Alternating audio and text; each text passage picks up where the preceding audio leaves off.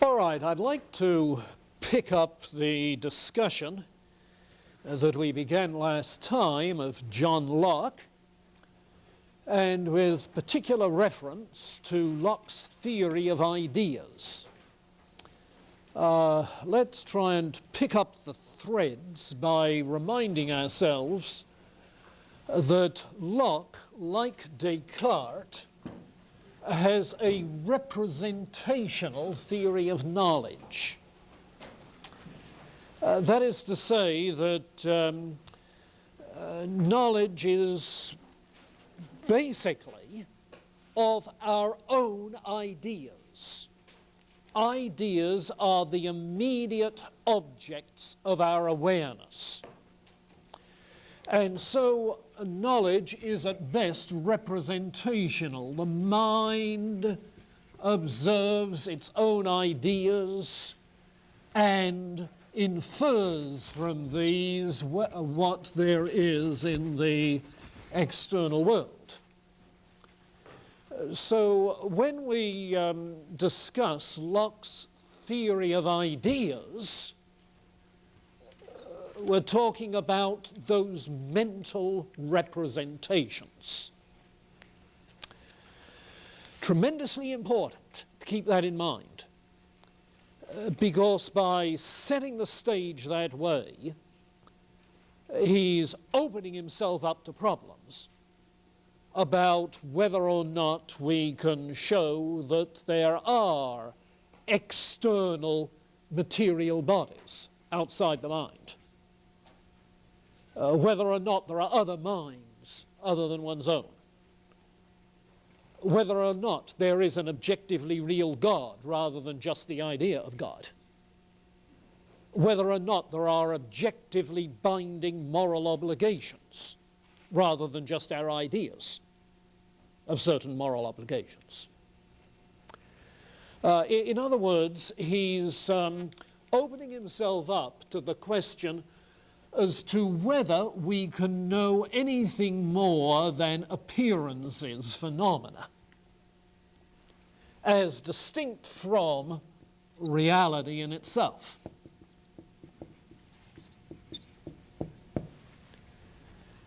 And in a very important way, that question is still with us in contemporary debates over realism and anti-realism. And so Locke, in a way, is setting the stage for a great deal that comes later. So ideas, then, are mental representations. He distinguishes between simple ideas, complex ideas, and abstract ideas. So we need to say something about each of these.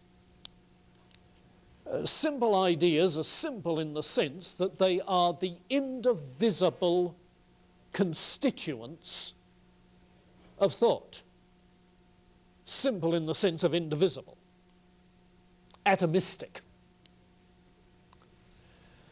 Simple ideas, then, are of two sorts: simple ideas of sensation and of reflection.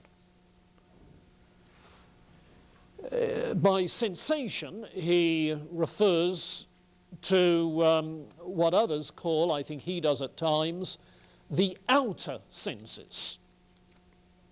The outer senses, the 5 physical senses. So simple ideas of sensation have to do with color, sound, smell, taste, and touch, the 5 senses. And you can readily come up with examples of simple ideas then of each of these. Simple idea of color is a sensation of blueness, a particular sensation of a particular blueness. A simple idea of sound is a sensation of loudness, a particular sensation of particular loudness. And so forth across the range of things. Simple ideas of reflection have to do with what he calls the inner sense. That is to say, introspective. so that as you experience your own experiencing,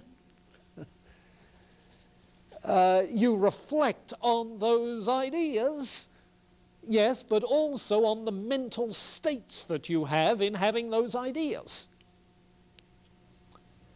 So you have, for instance, a simple idea of reflection that has to do with thinking, the idea of thinking, the idea of doubting, of wishing, of hoping, of feeling, of expecting.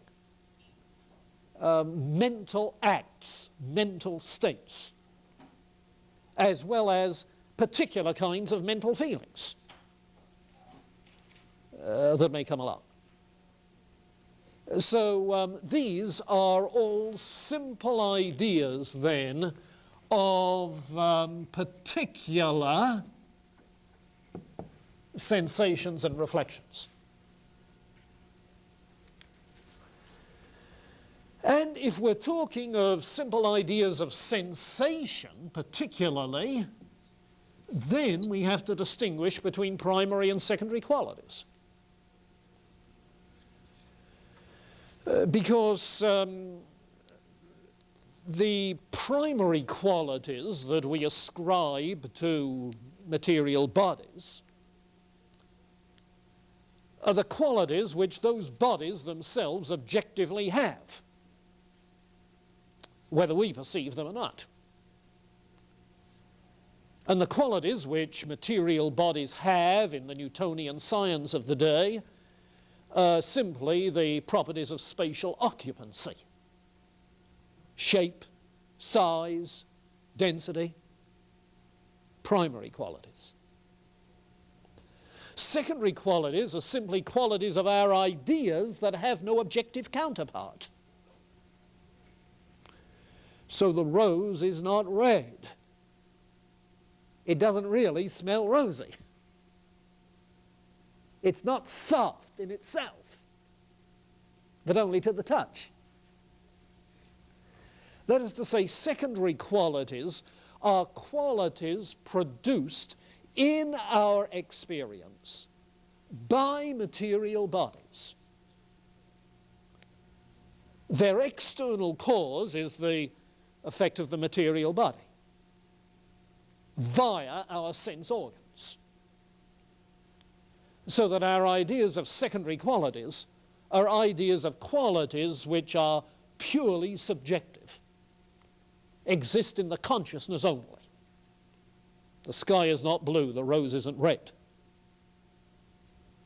Now, if you're familiar with Tennyson, Tennyson in the 19th century is trying to put together something of his classical vision, shaped partly by the Greeks, partly by Christianity. He's trying to put that together with this scientific worldview of the Newtonian sort, you see. And it's this world stripped of secondary qualities, a world without colour and sound and smell, of which he says, can I take a thing so dead, embrace it for my mortal good? You see. You can see how the romanticist was going to abhor this kind of a universe. Wordsworth's heart dances with the daffodils. You see. Never John Locke's. Couldn't. So we have then these distinctions in his discussion of simple ideas, and that's simply reviewing what we did as we left off last time. Comment there, question, are you finding that fairly straightforward?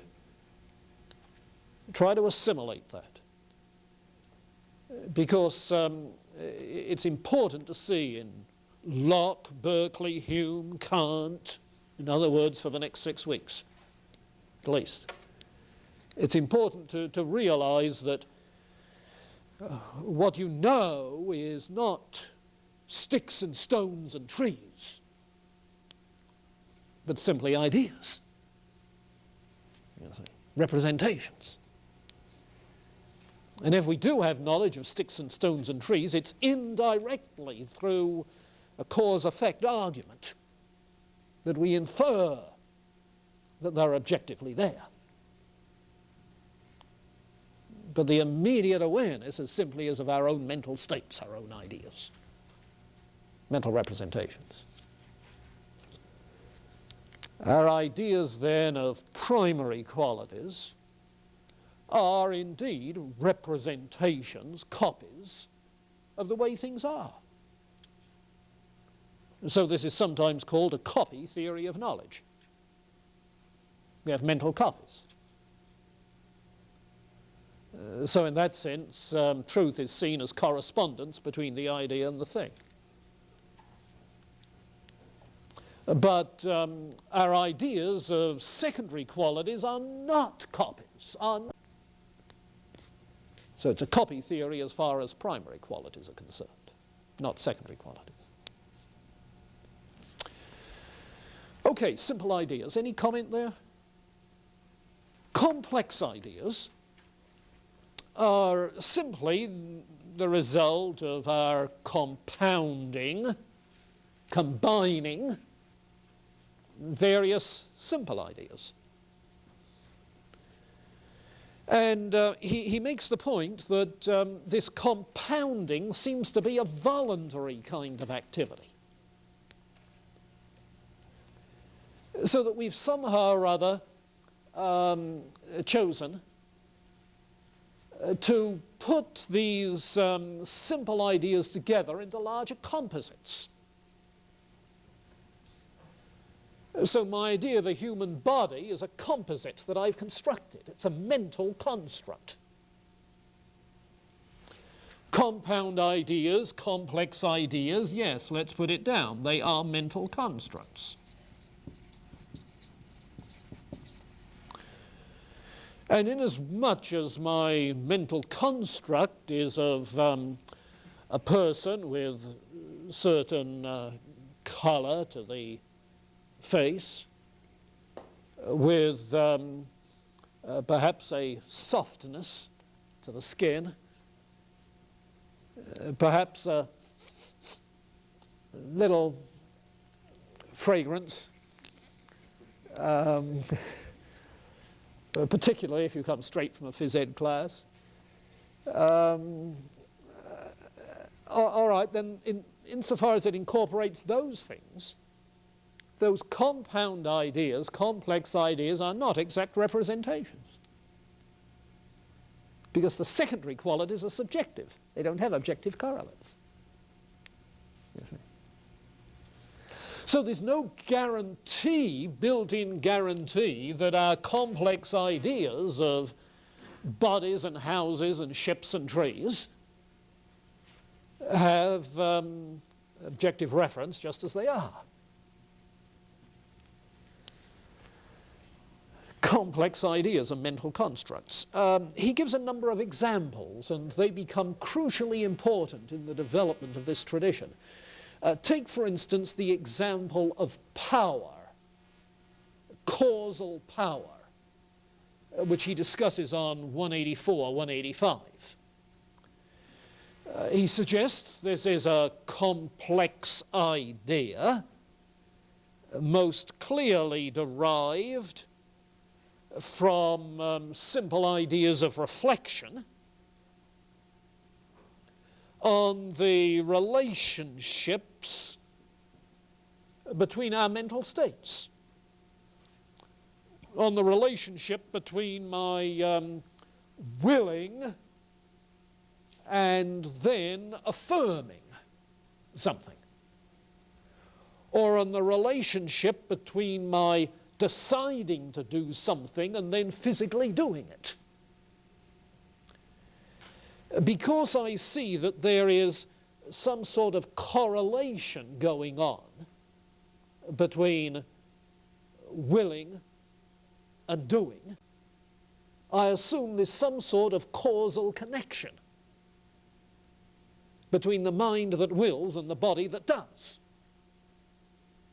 So the idea of causal power arises as a complex idea that we suppose represents what goes on between mind and body. Now, you notice in the way I describe that, a distinction between there being correlations between two events and there being connection between two events. Correlation, if you like, conjunction. They are there in conjunction. But is there any connection? You see. Now, says Locke, the idea of a connection just arises, and we voluntarily affirm it. The idea of causal power.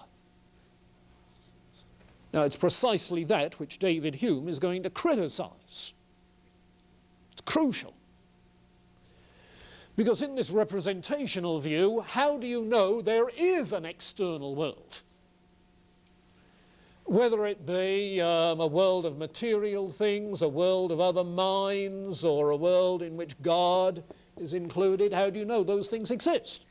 Unless it is by a cause-effect argument. Here's the effect, the ideas, here is the cause, those external things. Now, you can only use a cause-effect argument if you know there's a cause-effect connection. You see? Whereas, in fact, all you know in your ideas is the correlation, the conjunction. You don't know the connection. So a couple of weeks from now, when you're reading David Hume, you'll hear him saying that all there is to this idea of power is the idea of constant conjunction. We have no empirical basis at all for affirming any causal connection. And he becomes a skeptic about knowing anything about causal power. Now, what's that going to do to Newtonian science?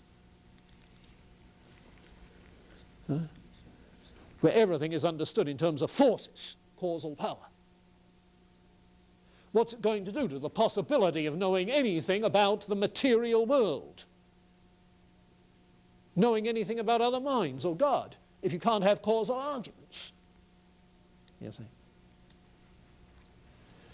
So what he's doing then with complex ideas like the idea of power is crucial. The idea of substance, likewise.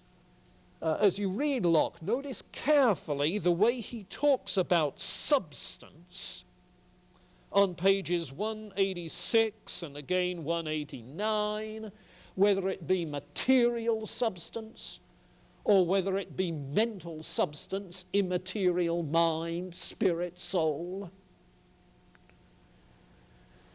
You see, what we have in our simple ideas is simply ideas of certain qualities, primary qualities, secondary qualities. Where does the idea of substance come from? Well, it's an idea of something which has those qualities. You see? You get the idea of material substance by putting primary quality ideas together. It is something, I know not what, that has those qualities. And the way Locke talks about material substance, then, is simply to call it something I know not what. Sickle. And he talks of spiritual substance, mind or soul, the same way. It's something that has mental properties. Something I know not what. Now, obviously, somebody like Hume is going to make hay out of that. You see. Yeah. Or try again the concept of infinity. We don't have the actual paragraphs that deal with that in our selection, but in the full text he discusses the idea of infinity, a complex idea. How do we get the idea of infinity from simple ideas? Well, if we're talking of space being infinite, as Newton did, What we're talking of is a point beyond this point, beyond this point, beyond this point, and so on, as we say, ad infinitum. The idea of infinity is a complex idea developed by that process of extrapolation, an endless extrapolation. And similarly with the idea of infinite time, extrapolation. And so that's the way the Newtonian conceptions of space and time are accounted for, absolute infinite space and time. Complex ideas derived from simple ideas of particular points in space, particular periods of time. And he says that that's the way in which we get the idea of God as a spirit who is infinite. I mentioned that Locke's father was one of the signatories of the Westminster Confession of Faith. That Westminster Confession defines God as a spirit, infinite in wisdom, goodness, love, and power. It defines the human person as a spirit, finite in wisdom, goodness, love, and power. God as a spirit, infinite in the same regards. Well, how do you get the idea of an infinite God? How do you get the idea of God? By extrapolation from our ideas of the wisdom, goodness, love, and power which human minds exert. Extrapolating that to infinite wisdom, infinite goodness, infinite love, infinite power, and you have the idea of an infinite being. That's how the idea of God develops.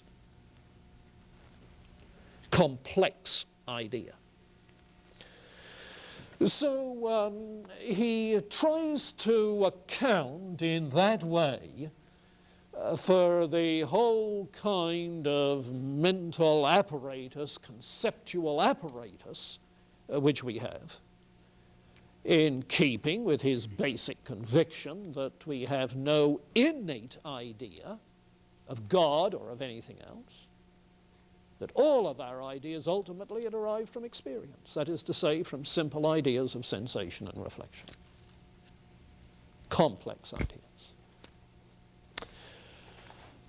Comment? Yeah, Esther. If complex ideas have no guarantee of being absolutely correct, Right. because they've already experienced the secondary Some of them at least have, right, yeah. secondary qualities of your simple ideas, Mm-hmm. how do you know that you're actually seeing a correct representation of your copy of reality? Like, how do you know? Mm-hmm. How do you know that what you think is correct? Yeah, I mean, how is it Yeah. suggested by that your simple ideas are? Yeah. Could you hold on to that till we get down there? Because he makes a distinction that, is as old as Plato between knowledge and opinion, knowledge and belief. And in effect, he's going to say that there are different degrees of knowledge. And the third degree that he calls opinion, belief, is what applies to knowledge of material things. In other words, you don't have certainty. But I mean, even as far as spatial things like that is a square or a cubic object, Yeah, that's been learned. You don't see that and know that. Yeah. that's right, and he's willing to admit it. That's a matter of opinion. Yeah. There are things that we can know, but only some things. Well, look here, since you've raised that, let's jump ahead and pick that up while it's hot.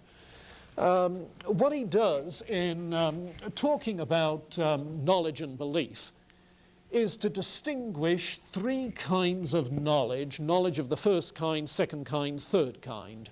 And you can track this down for yourself, pages 198 to 201, thereabouts. Knowledge of the first kind is by intuition. Knowledge of the second kind is by demonstration. Demonstration. Knowledge of the third kind is by sensation, sensory means. These three kinds. Now, intuition is what we know immediately, by immediate awareness. We only have knowledge where there is immediate knowledge rather than representational knowledge. Okay? You only have intuitive knowledge when it's known immediately rather than by representation. Well, what do we know then that's intuitive? You see? Well, what you know that is intuitive is that A equals A. In other words, laws of logic. And applications of the laws of logic that you get, for instance, in mathematics, where the three angles of a triangle add up to two right angles. You say, is that intuitive? Well, in the final analysis it is. After it's worked out, it comes through intuitively. So the intuitive is what is immediately self-evident. If you like, the fact that I now have a sensation of blueness, that would be intuitive. But that there is a blue object out there in the real world, that's not intuitive. Demonstration, knowledge by demonstration of the second kind, is what we know as a result of logical demonstration, logical proof, with certainty. In other words, if you have certain intuitive premises, self-evident premises, first principles, you can deduce certain things, prove it. And as I indicated in the mathematical example, each step in the proof must come through with intuitive certainty. You see. But again, that's not dealing with what is representational unless the proof is such as to get beyond the representation to reality itself. But how in a deductive proof do you get external reality in a conclusion if it's not in one of the premises? You see, in no syllogism can you have in the conclusion something which is not involved in one of the premises.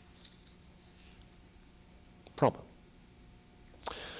So if we're talking about knowledge of the external world, we are consigned to knowledge of a third kind, where what we have with sensation seems to be based on probability. Not a matter of certainty, but simply of probability.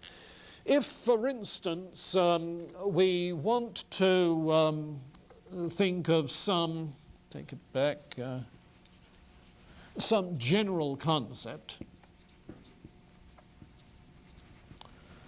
some generalization, some general concept, then obviously any empirical generalization is going to be limited to probability tied to how large the sample that we've experienced. So you can have probability there. And by the same token, he would think that causal arguments, inasmuch as the notion of causal power is at best a construct, causal arguments are at best probability arguments. And so that likewise leaves you with a lesser degree of knowledge. So the answer essentially is this. If it's not something you know immediately, intuitively, if it's not something that can be demonstrated from what is known immediately, then the only way you know that something is the way you think it is on the basis of experience. Probabilities are the best we have. Okay. And I think that's characteristic of this whole empiricist tradition, that if you want to know anything beyond present experience, you have to go with probability.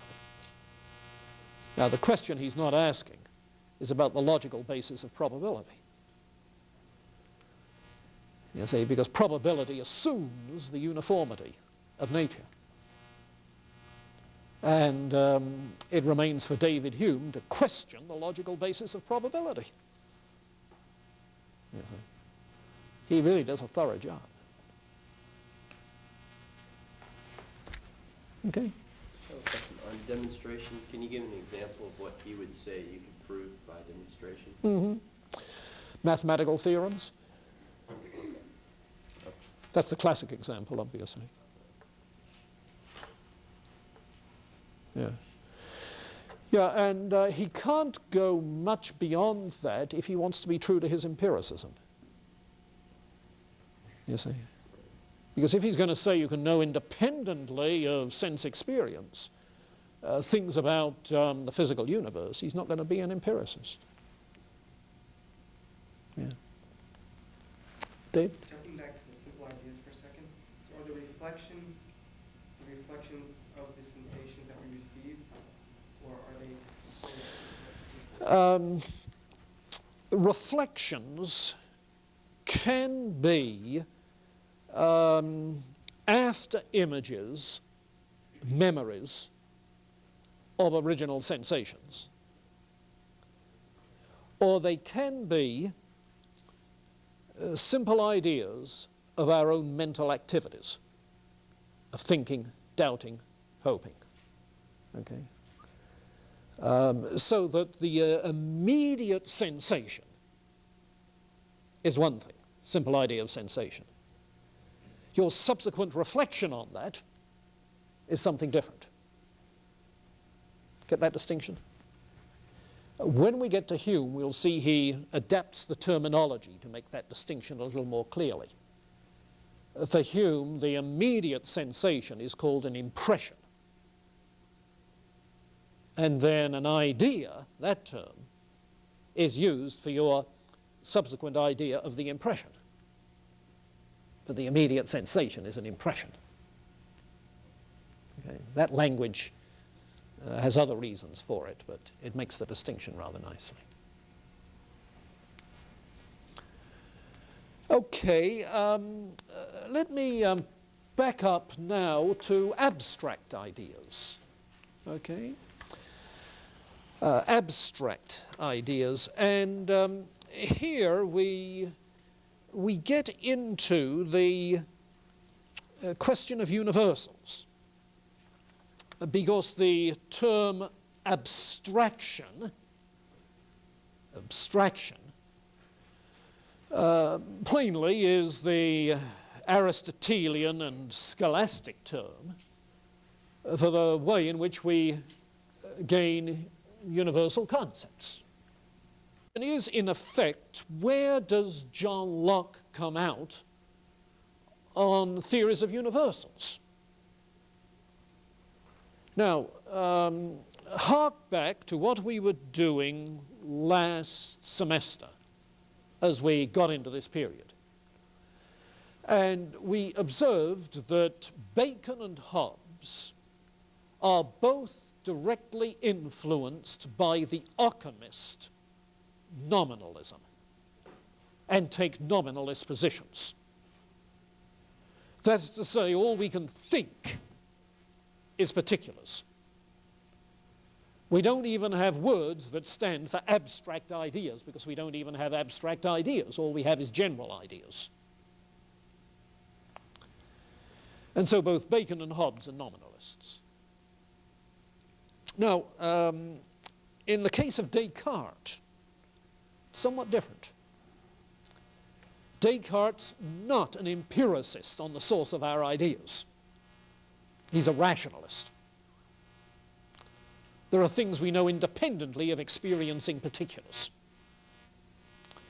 So Descartes is a conceptualist. We do have abstract ideas, not just empirical generalizations.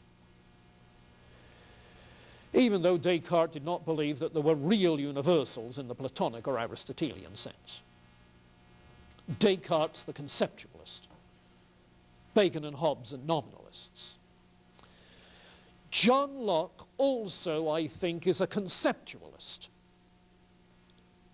And it seems to be the influence of Descartes here.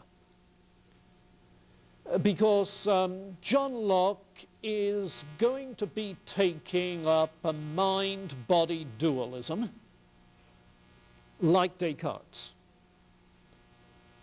We'll see this later on, but he agrees with Descartes, Descartes' cogito ergo sum argument. I think, therefore I exist. I'm a thinking thing, a mind, a soul, an immaterial entity. So he follows Descartes in that regard, even though he's an empiricist, as simple ideas of reflection are what lead him to that.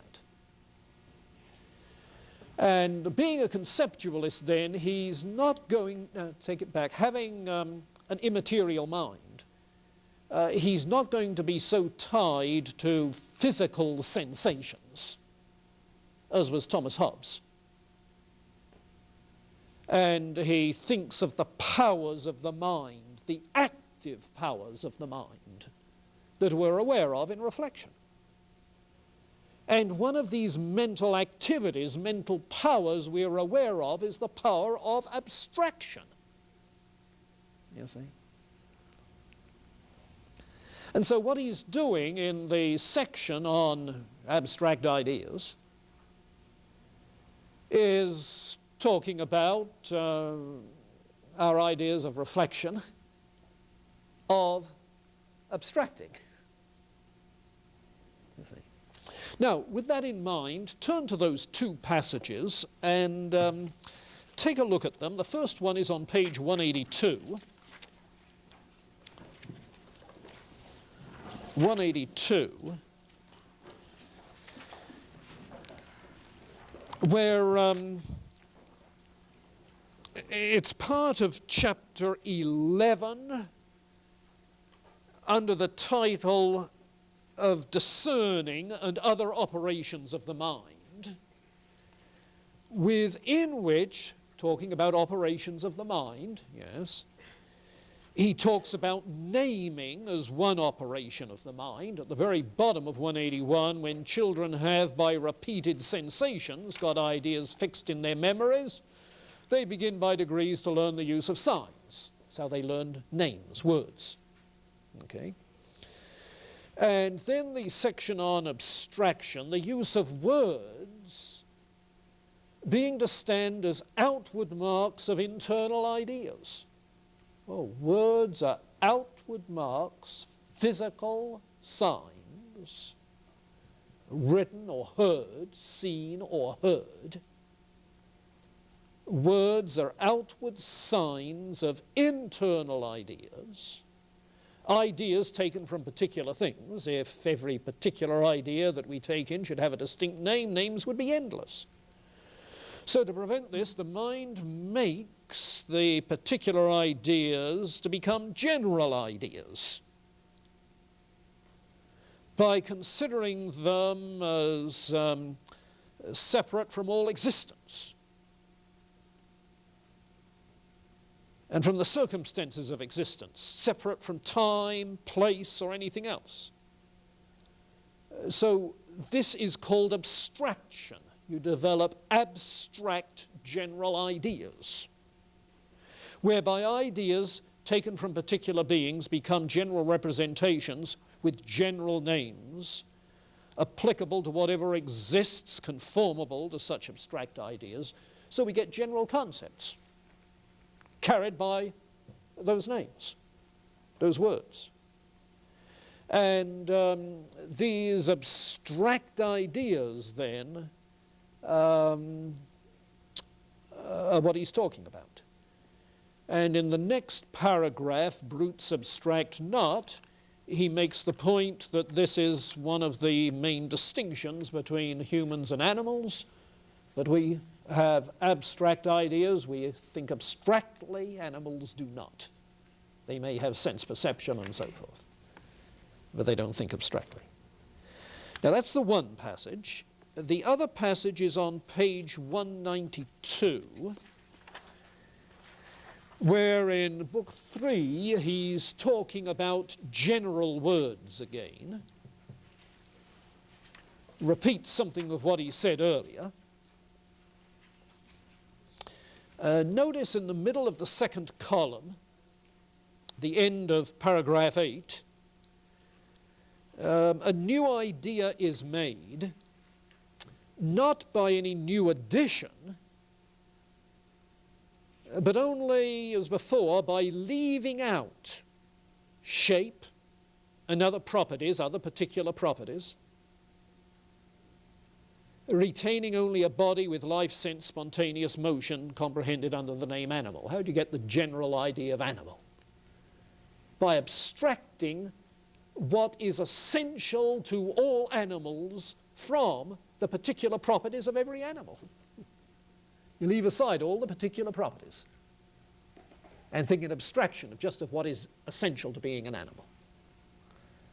That is to say, a body with life, sense, spontaneous motion. That's the essence of an animal.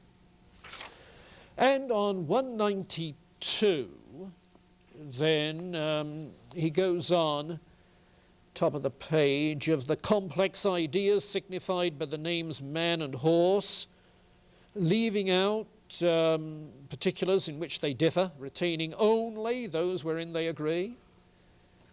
Those making a new complex idea, giving the name animal to it, one has a more general term. Leave out the idea of animal, sense and spontaneous motion, and remaining complex idea, so forth, becomes a more general one under the more comprehensive category too, vivens, living things. Notice how he's playing with the Aristotelian things. Humans are rational animals. What's an animal? Animals are living things. What's a living thing? You see the larger and larger universal categories.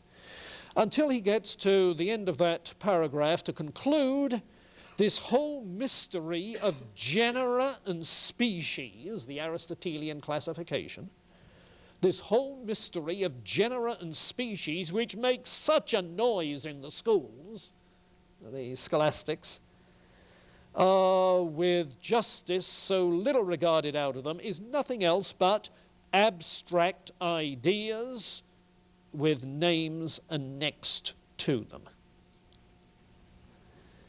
And if you look across the page at 193, you see a section entitled Abstract Ideas of the Essences of Genera and Species.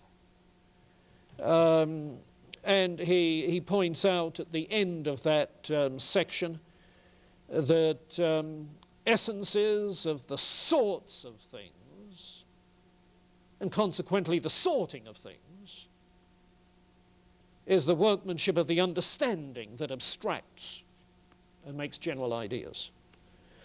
So what are essences? Well, they're not real forms of a transcendent sort, as in Plato. They're not real metaphysical entities, as in Plato and Aristotle.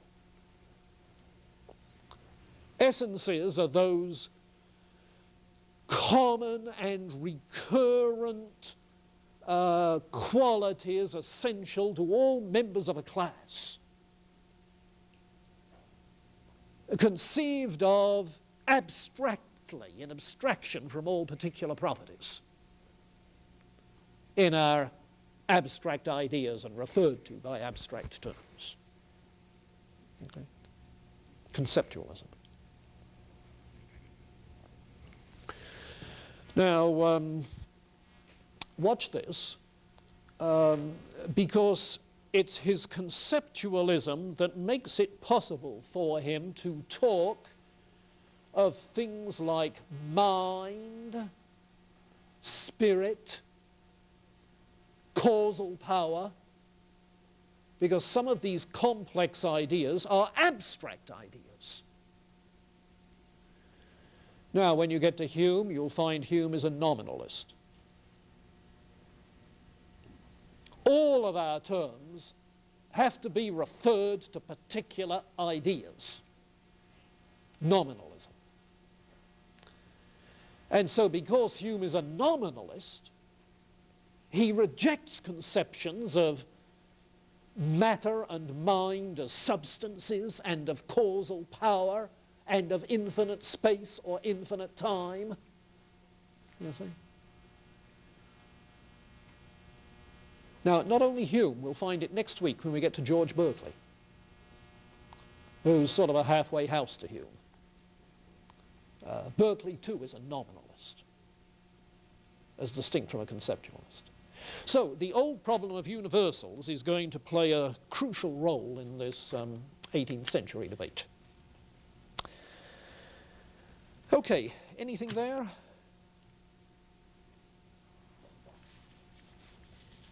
Yeah. I have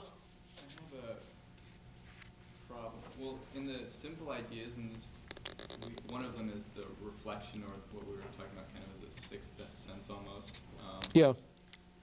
It seems like that shouldn't be classified with the others, the other five, because the way he describes it, it seems like the others are logically Yeah. fair.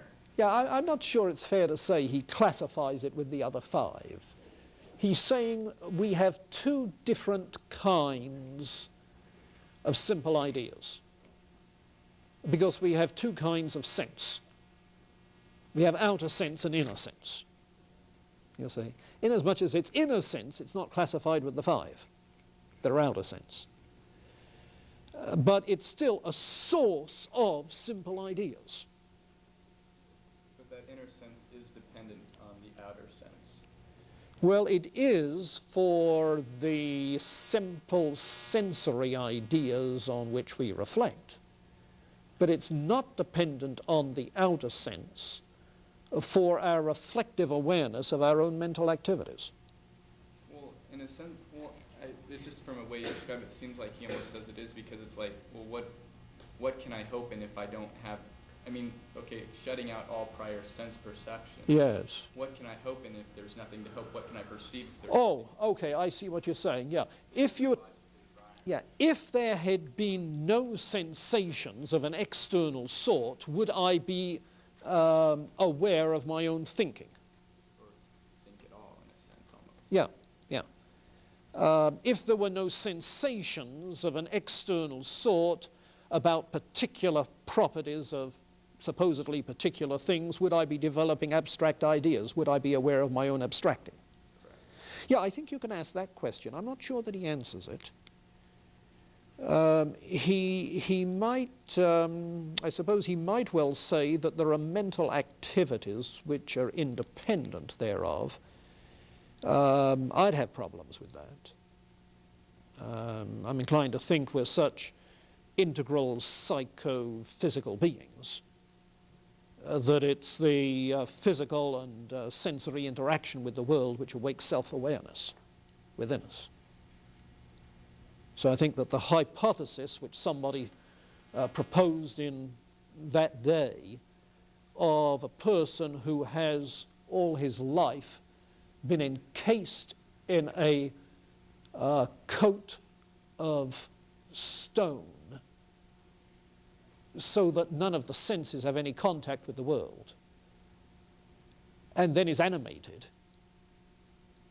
would have no experience at all, would have no consciousness at all. But it's only as the stone is chipped away, say from the eyes, that consciousness begins to arise. There was a Frenchman, the Baron de Condillac, who constructed that hypothesis. I think there's something to be said for that. Not for Condillac's reasons, he was a materialist, but simply because of the way in which our psychosomatic unity functions. But that's one question. Would reflection have anything to reflect on if there'd been no initial sensory input? That's one question. The origination question. The other question, though, is here I am, a functioning human being. Do I have anything to reflect on other than sensations? Yes!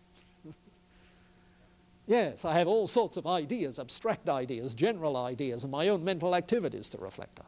Enough to keep me busy, quite apart from new sensations. So, in that sense, right. I thought he was saying on the reflection sensation, that reflection is what is the ability to give us complex ideas. Use the scenario of the child. Yeah. He would know rather strongly. Yeah, but that's only one function of reflection. And the other part of the reflection would be like self-awareness, self-consciousness. Yeah. Basically, That if there was no sensation, that there would still be mind. There would still be reflection, and only. yeah, that's my point. That's my point, yes. Reflection means basically introspective awareness.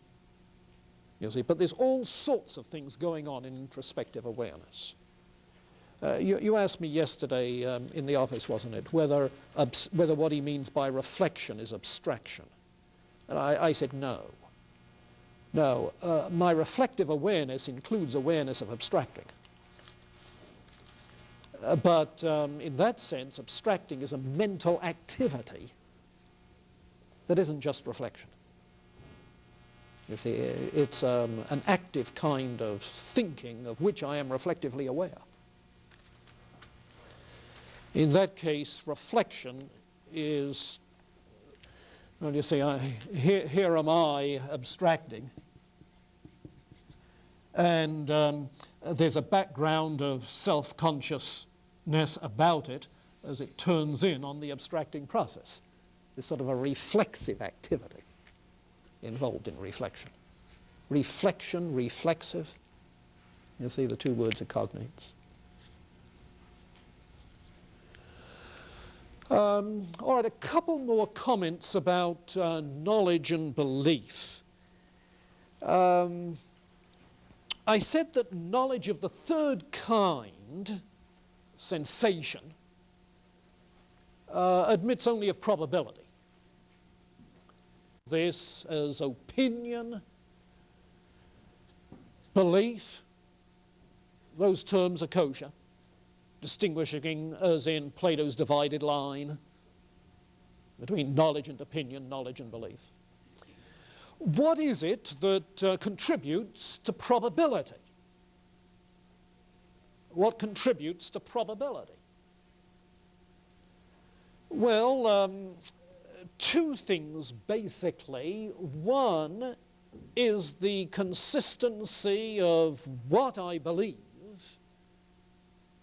with my experience, with other things I know. That is to say, there can be beliefs which are contradicted by other beliefs or knowledge based on experience. So there's a matter of overall consistency, coherence. Secondly, the testimony of others he admits as contributing to belief, probability of belief, testimony of others. And obviously this would be the case if we're talking about places distant, where what you believe about those places depends largely on the testimony of others. This would be the case with things that you read, where what you learn depends on the testimony of those who wrote, the testimony of others. That notion of the testimony of others begins to play a role in empiricism and in the whole matter of evidence for obvious reasons. Any one individual's experience is very, very limited. And it's perfectly obvious that we, all of us, by virtue of the very small scope of individual experience we have, that all of us develop beliefs that do depend greatly, draw on the experience of others. That's true in the sciences, it's true in everyday life, and so it's recognized once empiricism begins to develop. But once again, David Hume has some things to say about the credibility of witnesses whose testimony we draw on. And we'll see what he has to say about that subsequently. All right, one other comment about knowledge and belief. In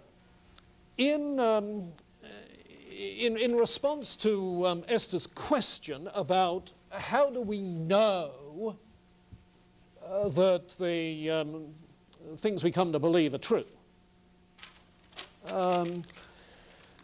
the simplest response that Locke would give would be simply the term evidence. There is evidence. And in contemporary epistemology, Locke is known as an evidentialist. In fact, he's sort of the paradigm case of an evidentialist. The way he puts it is this, and it's on page 201, and it's so crucial as his conclusion at this juncture that I think we ought to underscore it. Page 201.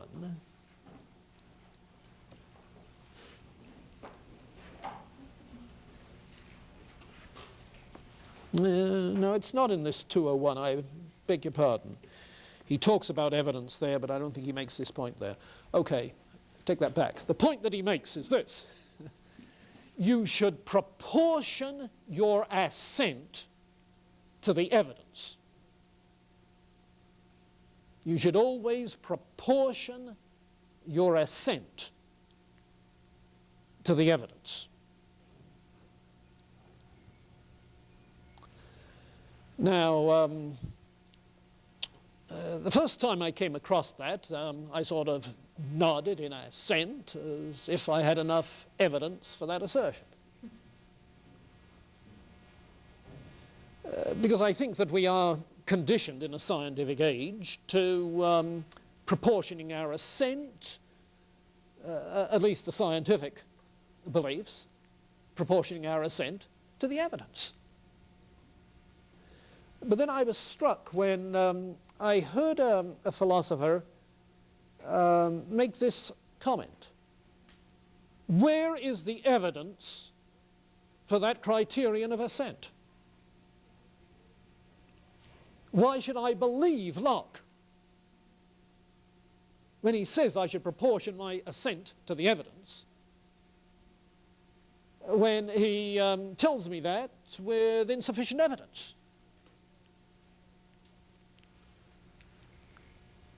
You see, and I think that self-referentiality argument, as it's called, self-reference, the criterion applied to itself, that self-referentiality argument, I think, is very telling, particularly in the light of this question. Is belief voluntary? Now, you notice that Locke has told us that we voluntarily compound ideas. We put together simple ideas voluntarily into compound ideas. But by the same way, he is saying that assent to any proposition you see, and knowledge and belief have to do with propositions that, as you know, have both subject and predicate. You know, propositional outlines consist of propositions which predicate something, assert something, or deny something. Truth or falsity is a quality of propositions that we believe, or know, or think. So, propositions, beliefs. But we assent to a proposition. We deny a proposition. Well, says Locke, we should only assent to a proposition in proportion to the evidence. There are degrees of assent. He is assuming that assent is always voluntary and you can sort of mete it out bit by bit as the evidence accrues. I wonder, how did you come to believe in the existence of material bodies? When did you give your assent to the proposition that material bodies exist? You know, if this were a second day of an introduction to philosophy course, you'd think me crazy asking that question. You've always believed in the existence of material bodies, haven't you? As long as you can remember. You just grew up believing it. You couldn't imagine what it would be like not to believe it. You know, that's why trying to sell introductory students on Berkeley's idealism is such a headache. You see. Yeah. No, I'm not sure that beliefs are always voluntary. You see. And there's another tradition which develops, represented by Scottish realism, that we'll be talking about after Hume. A tradition that speaks of the fact that we are so constituted that certain beliefs arise spontaneously, naturally. Nowadays, philosophers are talking of belief-forming mechanisms which are at work in the human psyche. Belief-forming mechanisms. And the way Thomas Reid put it in the 18th century was that some of the things which Descartes doubted, those doubts are not the sort of things that philosophers can deal with. I mean, they need other kinds of specialists to deal with people who doubt those things. There's something wrong. Their belief-forming mechanisms aren't functioning aright.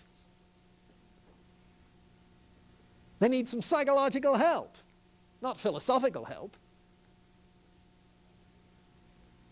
Well, it's interesting, you see. And it really marks the watershed between two basic approaches to the whole question of the justification of belief. The evidentialist approach, represented by John Locke, you see, and the, what do you want to call it, basic belief, natural belief approach, represented by the Scottish realists. And this is one of the crucial epistemological issues today in the late 20th century. It's a large part of the epistemological debate is all about. And of course it applies to apologetics. Locke's influence was such that Christian apologetics in Britain during the 18th century was working on amassing evidence that would increase the probabilities. And that probabilistic approach characterized Anglican approaches to apologetics way through into the 20th century. The classic example in the 18th century was Joseph Butler's book, The Analogy of Religion, in which he used analogical arguments from phenomena in nature to the structure of things religious, in arguing for the truth of things religious by analogy from the truth of things in nature. You see. But it's sort of a probabilistic approach.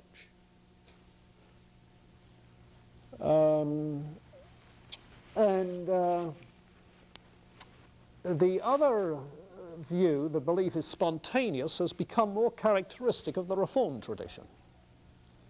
Scottish realists were Presbyterians of a sort. But in what is currently called Reformed epistemology, that being developed by Alvin Plantinga, people like that, you get this this notion of a naturally developing belief and the discussion of belief-forming mechanisms and so forth. So that if somebody says to Plantinga, well, I just don't believe in the existence of material bodies, his response is, what's wrong with you? You see. And in his Gifford Lectures in Scotland a few years ago that he's putting into print now, you know, he does the same thing with regards to the existence of God. You don't believe in the existence of God? What's wrong with your belief-forming mechanisms? you see. And for a reformed theologian who thinks that our belief-forming mechanisms, like everything else, are affected by our condition in sin or grace, that's a loaded question. You see. What's wrong with your belief-forming mechanisms? Well, this consciously in the contemporary debate goes back to John Locke. The person who raised the question in my hearing about the evidence for Locke's insistence on evidence was Nicholas Walderstorff, who's one of the people in this development of belief-forming mechanism theory.